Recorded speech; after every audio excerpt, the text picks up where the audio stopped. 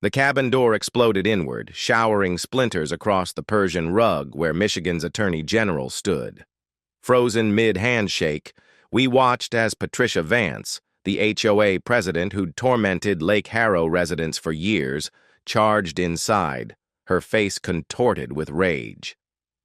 She didn't see him at first, too busy waving her violation notice like a battle standard. "Unauthorized meeting! Blight on community values!" she shrieked, before her eyes locked on the state's top prosecutor. The blood drained from her face as his security detail stepped forward. In that heartbeat, her petty tyranny collided with real power. How did a lakeside sanctuary become a battleground? This story begins 3 years ago, when I inherited more than just property. I inherited a war. Grandfather's cabin emerged from the mist like a promise. Cedar-scented and sun-warmed, perched where Lake Harrow's waters licked ancient pines. To him, this weathered structure with its crooked dock and wildflower-choked path wasn't just property. It was freedom carved into 2.3 acres of whispering woods. The neighboring Crescent Shores development sprawled beyond the tree line, its identical vinyl-sided homes crouched behind regimented hedges. At dawn, the mechanical sigh of sprinklers would start, followed by the surgical drone of landscapers, trimming already perfect lawns to covenant-approved heights. I'd inherited the cabin after his sudden heart attack, clutching his handwritten deed like a lifeline while realtors circled like vultures. They'd mentioned the prime development potential with predatory smiles, never understanding the osprey, nests in the chimney or the generations of memories soaked into the floorboards. My city-worn soul craved this sanctuary. Mornings sipping coffee while loons cried across the water, evenings tracing constellations unobscured by light pollution. But Crescent Shores HOA saw only disorder.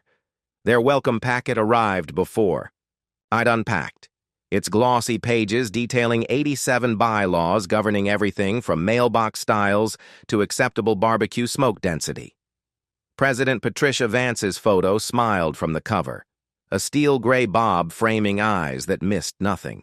Her introductory letter oozed faux warmth beneath the letterhead's embossed seal, praising community standards while noting my grandfather's non-compliant legacy. The first violation notice came that July, a crisp linen paper citing unmanaged native vegetation where wild blueberries grew. I trimmed reluctantly, swallowing the bitterness of uprooting grandfather's carefully nurtured patches. The second notice condemned the hand-carved "No Trespassing" sign he'd hung in '78 as aesthetic blight. When I replaced it with HOA-approved plastic, the lake's reflection seemed duller. Neighbors became wary specters. Mrs. Arlen from the Yellow Colonial once left zucchini bread at my door, only to scurry away when Vance's silver Lexus rounded the corner. At the annual meeting, I watched Vance silence dissent with procedural maneuvers, her gavel strikes echoing through the sterile clubhouse. She spoke of property values like scripture, her gaze lingering on my lakeside acreage during discussions about underutilized parcels. The lake's peace now felt thin, stretched taut over something primal and watchful. That autumn, as crimson leaves swirled onto my unraked lawn, I noticed fresh surveyor stakes gleaming near the property line, and Vance watching from the road, her clipboard pressed to her chest like a shield. Winter's first frost etched skeletal patterns on the windows when the certified letter arrived. Thicker than previous notices, it bore the Crescent Shores HOA seal in blood-red wax. Inside, on heavy parchment, a single paragraph pulsed with legal venom. Per Article 7, Section 4.2 of the Covenants, Conditions and Restrictions, failure to remediate structural hazards constitutes automatic forfeiture of title rights to the association.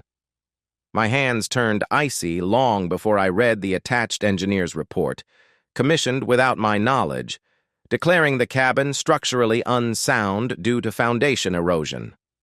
The recommended solution, immediate demolition. A Polaroid photo fluttered out, showing the cabin's northwest corner where lake encroachment had indeed nibbled at the footing. Grandfather had monitored that spot for decades, reinforcing it with river stones each spring.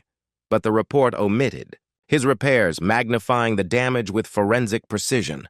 30 days to comply, or the HOA would initiate involuntary title reversion proceedings. That night, sleet hissed against the roof as I combed through Grandfather's files. His deed showed no such clause, but tucked behind a 1953 fishing license, I found a faded addendum signed by the original developer, a document I'd never seen. Its cramped text referenced perpetual maintenance obligations tied to the land. At dawn, I drove to the Ashford County Records Office, the heater in my truck struggling against the cold. The archivist's fingers traced microfiche with ritual care until she paused. According to the plat map, my grandfather's plot wasn't just adjacent to Crescent Shores. It was legally designated Parcel 0, the keystone holding easement rights over the entire development. Vance's signature appeared on recent filings attempting to redraw boundaries. As I absorbed this, the archivist slid another document forward, a complaint filed by a previous owner at Lake Harrow alleging coerced property transfer under nearly identical circumstances. The case vanished when the owner died suddenly. Walking back to my truck, frost cracking underfoot, I noticed Vance's Lexus idling down the block. Her silhouette watched through fogged glass as I opened my door, and found a folded note wedged in the handle. Sell now or lose everything. Kayak rack a navigation hazard, though it stood where Grandfather stored his canoe for 40 years. When I refused removal, Vance dispatched safety inspectors who trampled my winter garden, citing imaginary violations. Neighbors transformed into silent witnesses. Mr. Peterson from 42 would abruptly turn his sprinklers on when I walked past, drenching me in icy spray while pretending not to see. Then came the sound ordinance enforcement. Every Friday at 10:03 p.m., precisely when Grandfather and I used to play chess by the fire, a patrol car would materialize, spotlight piercing my windows, claiming disturbing decibel levels from non-existent gatherings. My defiance grew. Teeth. I installed motion sensor cameras, catching Vance's landscaper trespassing to measure my foundation. The footage showed him scraping samples from repaired areas while ignoring intact sections. When confronted, he stammered about following orders before speeding away. That's when the real sabotage began, waking to slashed tires, fishing lines, tangled with razor wire near the dock. One frozen midnight, the guttural roar of chainsaws jolted me awake, only to find cut branches arranged in a crudely noose-like shape near the porch. The police dismissed it as youth vandalism, but the camera footage revealed two figures in Crescent Shores security jackets. I showed the video to Mrs. Arlen during her rare morning walk. Her knuckles whitened around her coffee thermos. "They did worse to the last owner," she whispered, eyes darting toward Vance's house. "He kept logs, hidden in the boathouse floorboards." But when I pried up the rotten planks that afternoon, I found only charred notebook fragments and the chemical tang of accelerant. That night, headlights flooded my bedroom at 3 a.m. Engines idled for an hour at my property line. When dawn came, I found fresh tire tracks leading to the lake's edge, and floating in the reeds, one waterlogged security badge stamped Crescent Shores Patrol. The badge belonged to Carl Riggs, a name that echoed from county arrest logs for aggravated assault. When I confronted Vance at the HOA office, her smile chilled like January ice. "Mr. Riggs resigned weeks ago," she declared, sliding termination. Papers across her immaculate desk. The dates had been altered, poorly, with visible ink smudges. That's when I noticed the blueprints. Partially concealed under her blotter, they showed a luxury marina complex exactly where my cabin stood. Before I could react, Vance snatched them away, but not before I saw the developer's logo, Vance Holdings, LLC, Suddenly, the manicured tyranny made monstrous sense. This wasn't about lawn length. It was a $20 million land grab. That evening, while reviewing security footage, I spotted Mrs. Arlen placing an envelope in my mailbox. Inside, a USB drive labeled "For the Egg." Plugging it in revealed scanned pages from the previous owner's burnt logs, financial records showing Vance funneling HOA fees into shell companies. But as I scrolled, headlights swept across the cabin. Through the window, I saw Mrs. Arlen gesturing frantically toward my door, while Vance watched from her idling Lexus. My phone buzzed with an unknown number. "Stop digging. She's making them. Firebomb the cabin tonight." Outside, the scent of gasoline cut through the pine air. Grabbing grandfather's fire axe, I raced outside to find 3 figures dousing the porch with fuel. They froze when I appeared. Not hired thugs, but HOA board members. Accountant David Pell, lawyer Mark Henley, and Vance's nephew, the Resigned Carl Riggs. Riggs lunged, but I swung the axe into the gasoline can, spraying fuel across his legs. As Pell fumbled for a lighter, police sirens wailed. Mrs. Arlen had called 911 after all. The arsonists scattered into the woods, but not before my cameras captured Henley's face streaked with accelerant. At the station, the sheriff shrugged.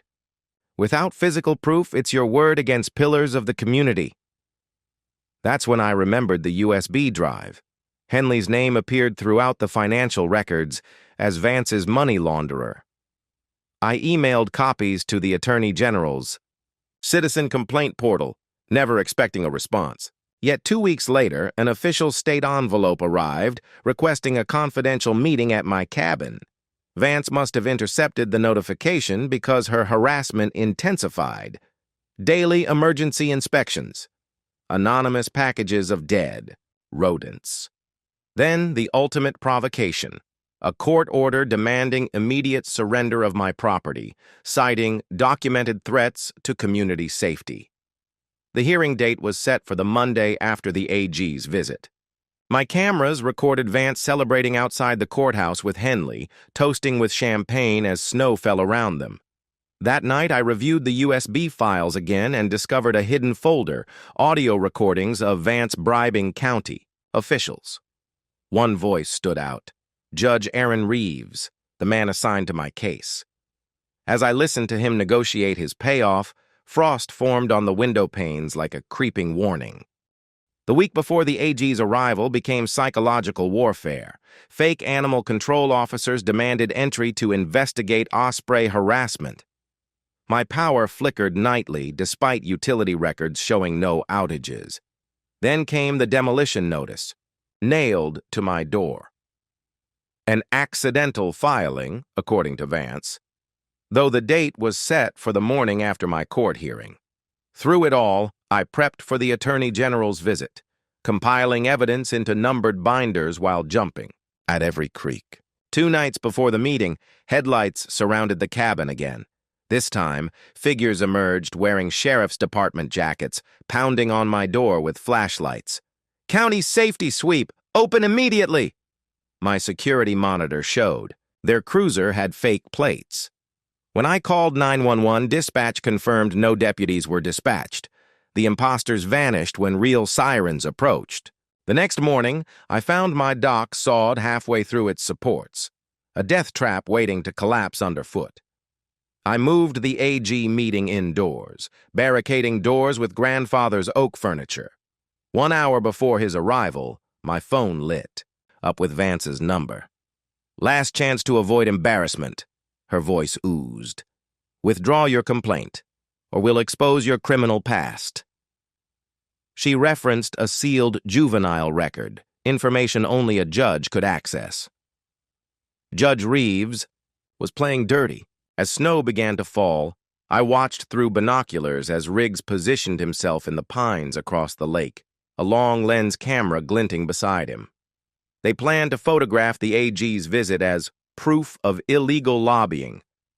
My pulse hammered, against my ribs like a trapped bird.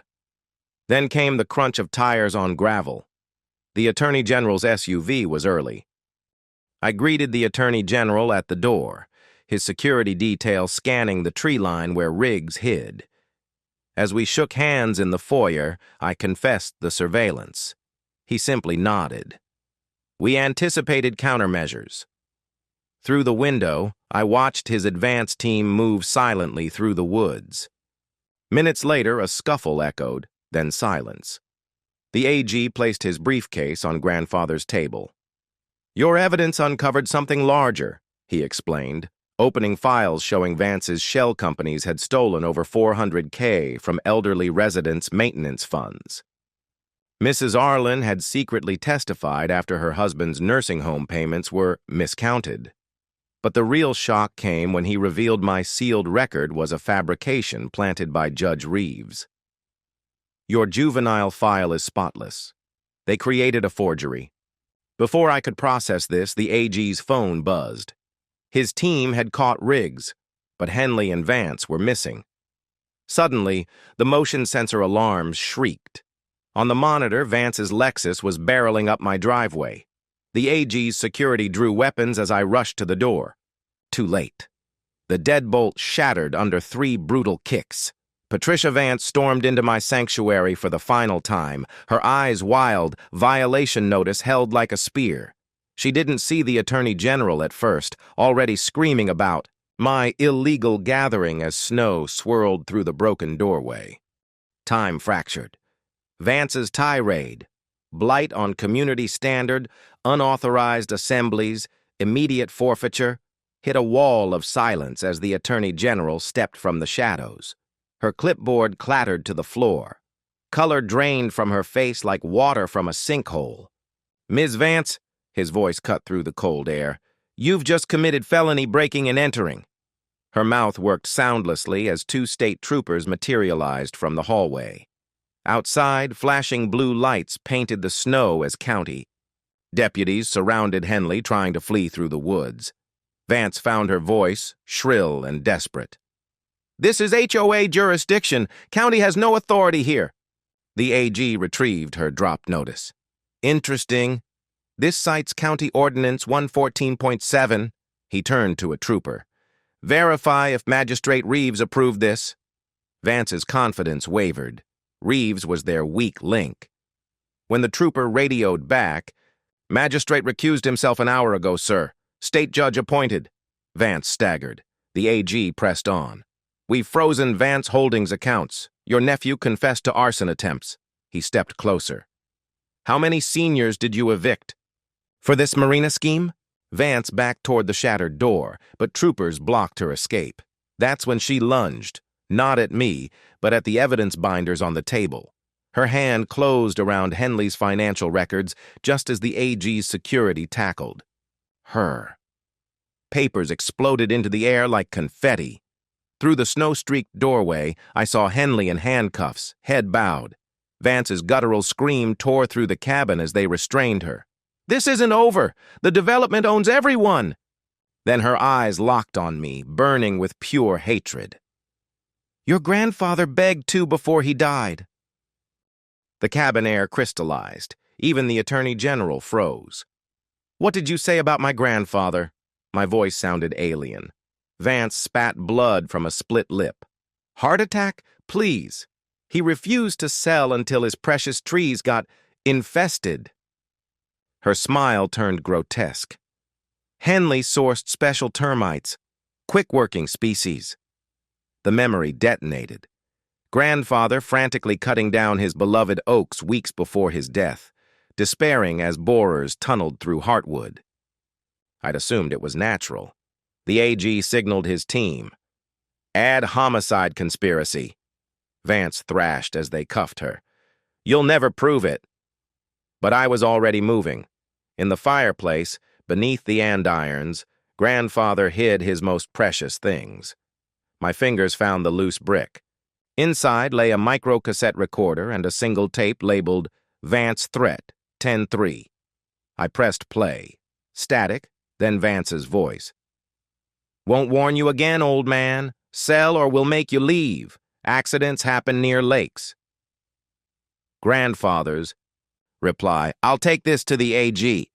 Her laugh ice cold. "He plays golf with my husband. Try it." The recording ended with a door slam. Vance's defiance crumpled. As troopers led her away, she kept staring at the cassette player, whispering, "He recorded everything." The AG placed a hand on my shoulder. "We'll need that." Outside, dawn bled across the lake. Reporters swarmed the driveway. Amidst the chaos, I noticed surveyor stakes had reappeared overnight, now surrounding Vance's mansion. The aftermath unfolded like a fever dream. Vance, Henley, and Reeves received indictments spanning fraud to conspiracy to commit murder. Elderly residents recovered portions of stolen funds, though many homes were already lost. My cabin was declared a historical site, exempting it from HOA control. But victory felt hollow. Grandfather's oaks remained stumps. Mrs. Arlen left cookies with a note. He'd be proud. I never saw her again. The new HOA president dismantled Vance's rules. But Willow Shores still feels haunted. Sometimes at dusk, I see Carl Riggs watching from public waters, his parole bracelet glinting. The marina development? It proceeded, just half a mile south. They broke ground last week. Workers found Vance's silver Lexus buried in the dredge. Sight, its trunk containing obscure land deeds and a single item, my grandfather's termite-riddled "no trespassing" sign. I keep it on my repaired porch, facing the water. At night, when the wind shifts, I still hear the gavel's ghostly echo across the lake. They jailed the monsters, but the system that bred them remains, and it's always hungry for new homes.